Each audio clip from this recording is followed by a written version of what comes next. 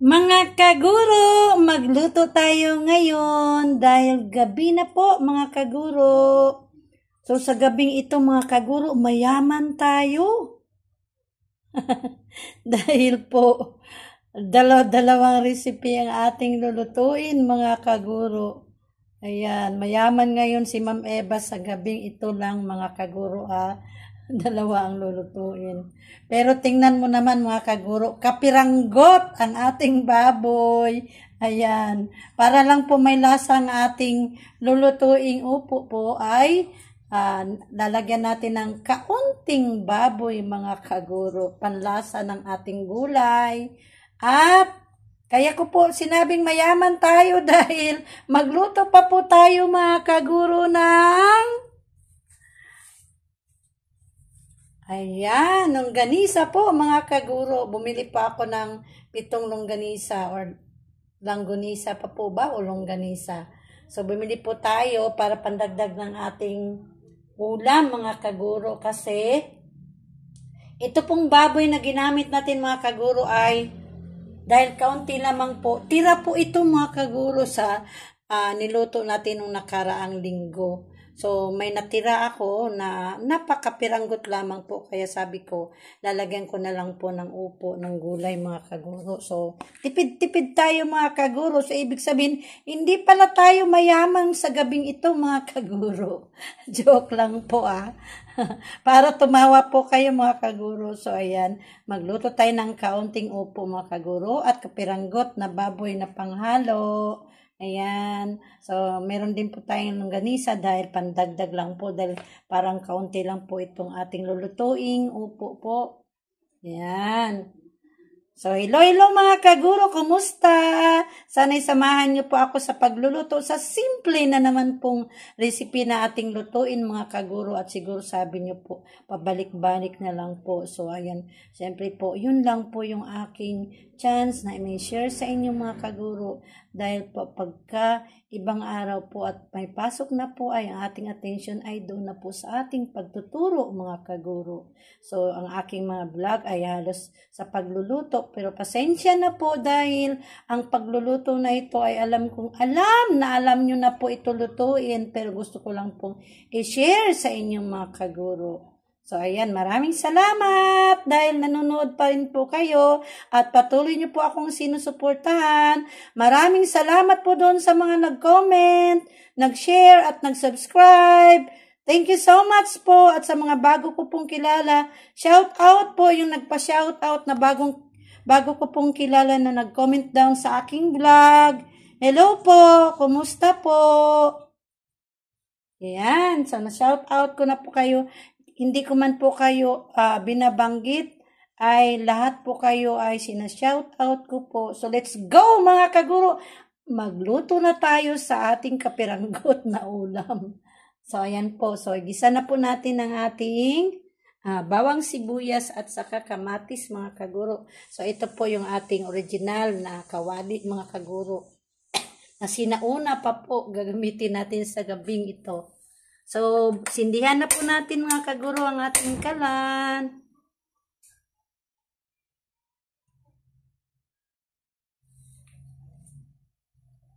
At sindihan na rin po natin, sabay natin sa pagluluto itong ating longganisa mga kaguro. Sindihan na rin natin yung kabila.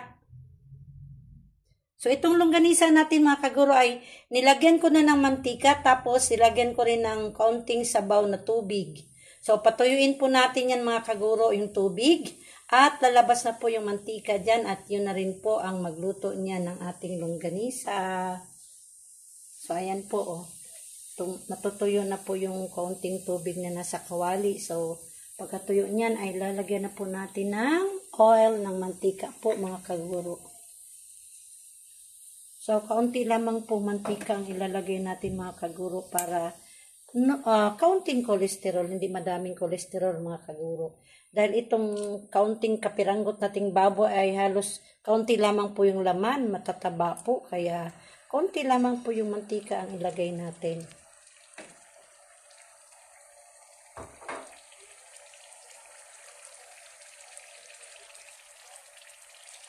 So, ayan po, kumulo na po yung ating longganisa. Ayan. So, sinasamahan ko po ng mantika yung ating tubig na sinabaw sa ating longganisa po. So, ayan po, mainit na po yung ating kawali. So, lagay na po natin ang ating, pasensya na po, hawak-hawak lang po natin yung ating cellphone. Lagay na po natin ating bawang.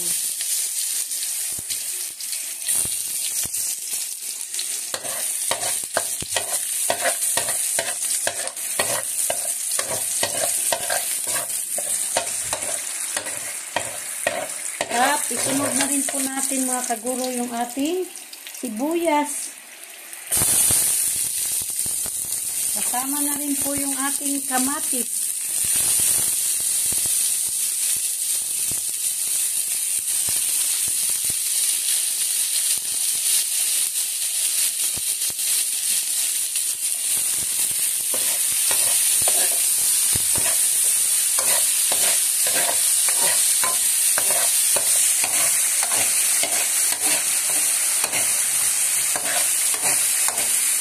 So, maya-maya po niyan ay balik ka rin natin mga kaguro yung ating longganisa o langganisa. O, langganisa po ba?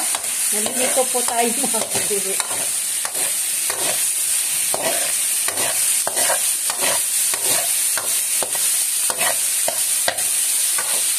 So, lagay na po natin ang ating kapiranggot na baboy mga kaguro.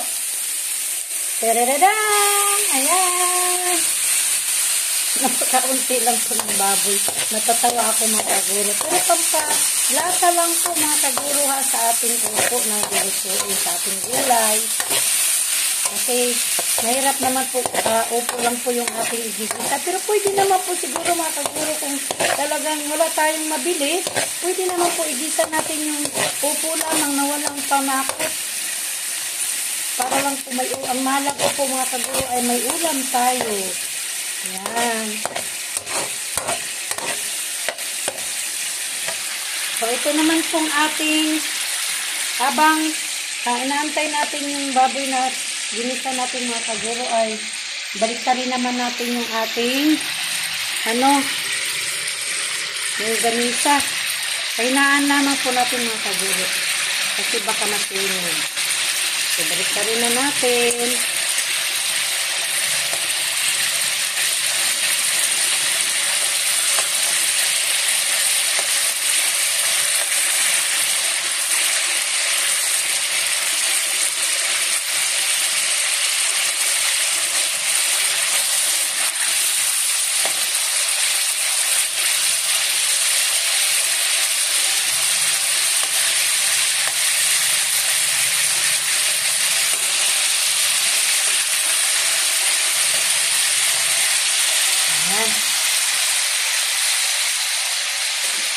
So, haluin naman po natin itong ating ginisa na baboy mga kaguro.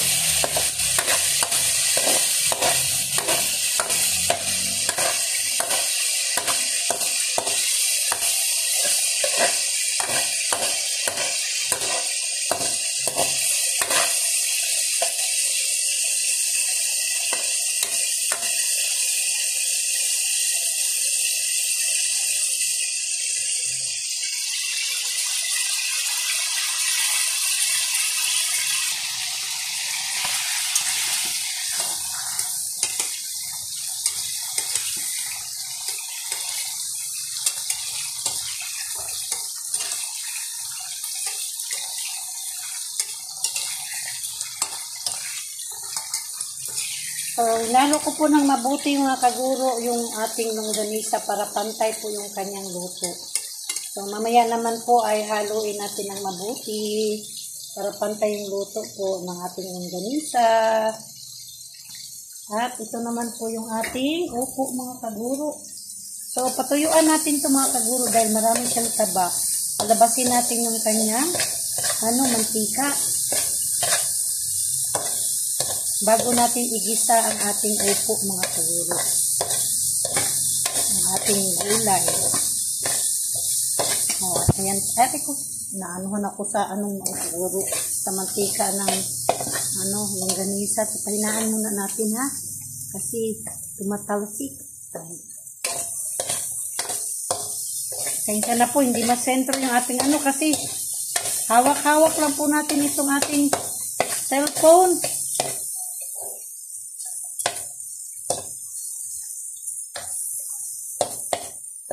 So, ayan. So, pakatasin lang po natin siya. Paano yung kalabasin natin yung mantika, saka natin igisa ang ating gulay. So, ito naman pong ating, pinahinaan natin yung ganisa, mga kaguro, yung apoy, kasi tumatalsik. So, haluin po natin ulit.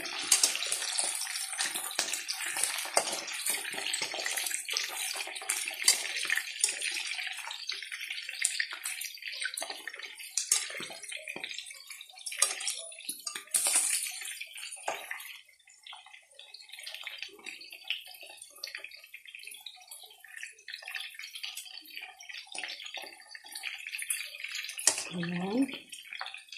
So, balik pa rin lang natin siya doon sa medyo nag-brown na. Kasi, para ano po. So, naririnig niyo po, tumutunog na rin yung ating ginisang baboy para po sa ating gulay. So, ibig sabihin, lumalabas na ng unti-unti yung kanyang mantika. Ayan.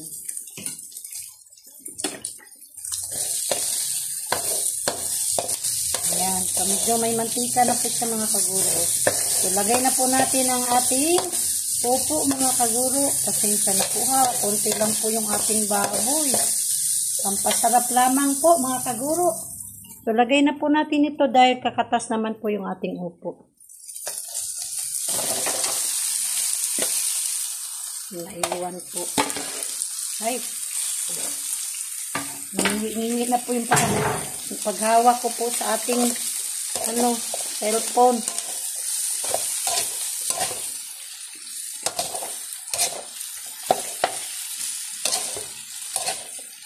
Pinapadala ko po kasi yung aking tripod, mga kaguro, sa aking kapatid. Hindi pa po nadala. Baka hindi pa po nabasa yung ating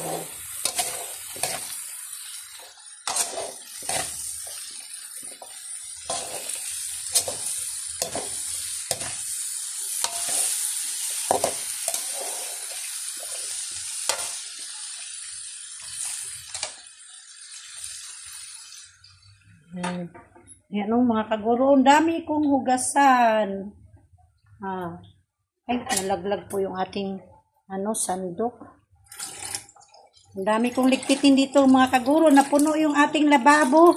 Pagkatapos po nating magluto, tayo? Maghugas.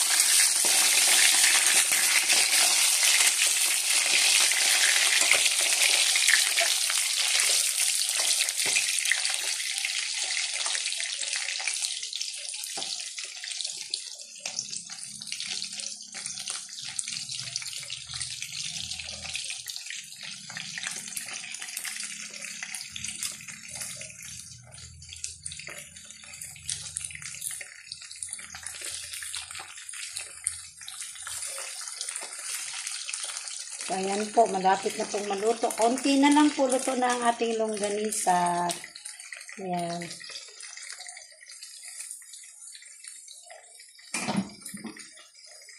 So, painahan natin ng kaunti pa yung ating apoy sa ating nilutong longganisa. So, ito naman po yung ating opo. Hirapan po ako, mga kaguro, kasi itong kawali natin, gumagalaw-galaw. O, pag hinahalo ko, kasi hindi ko po mahawakan dahil yung isa tating kamay ay nakahawak dito sa cellphone. Kaya, sumasama-sama po siya, mga kaguro, pag hinahalo ko. Sumasama dito sa, gumingiwi yung kala na, yung natin, kawali.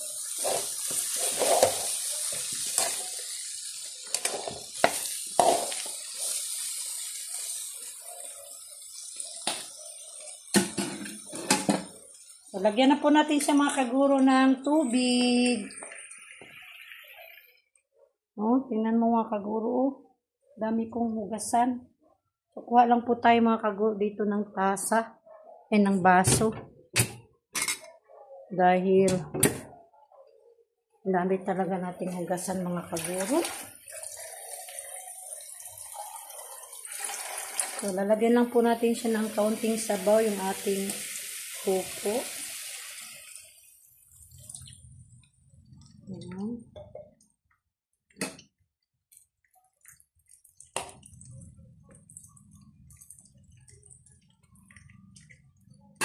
Okay na po yung ating longganisa mga kaguro. Patayin na po natin ang ating apoy.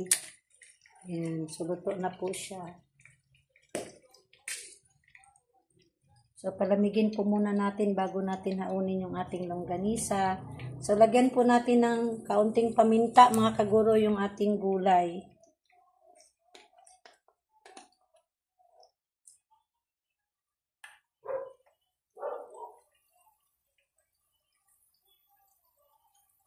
Yan. And then, asin. Kaunting asin po mga kaguro. So, medyo nag-init na po yung ating cellphone mga kaguro. So, asin.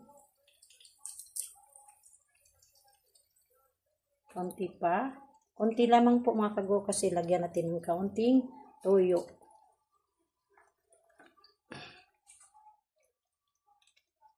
Kuha lang tayo ng toyo. So, pasensya na po ha. Galaw-galaw po ating paghawak nitong ating cellphone kasi medyo nahirapan po ako mga kaguro. Nakaliwaan may hawak.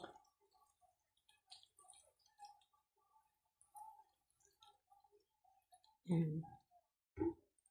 So, haluin natin mga kaguro para ano yung nilagay nating pangtimpla.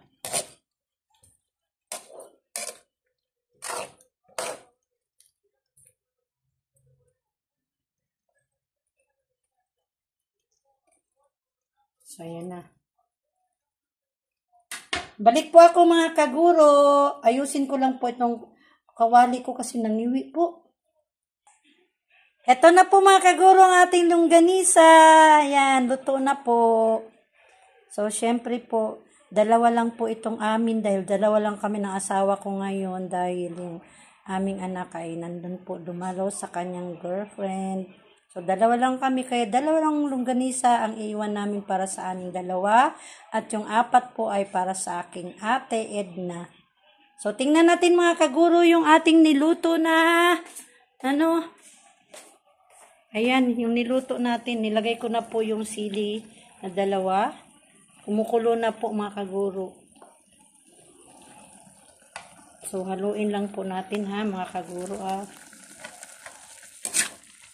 Dandahanin ko lang pag halo kasi numiniwi po yung ating kawali mga kaguro. Pasensya na po ha.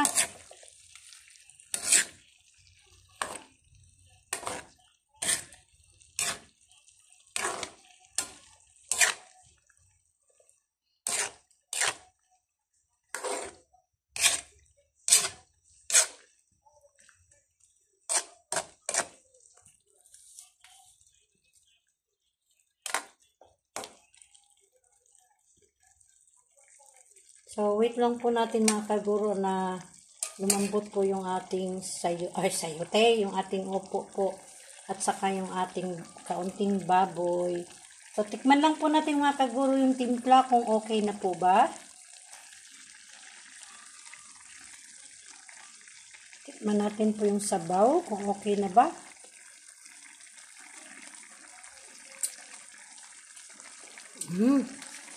Okay na po yung timpla niya. So, antayin lang po natin na lumambot itong ating baboy at saka yung ating upo mga kaguro. So, ilang minuto lang ay luto na po yan mga kaguro. Balik po ako.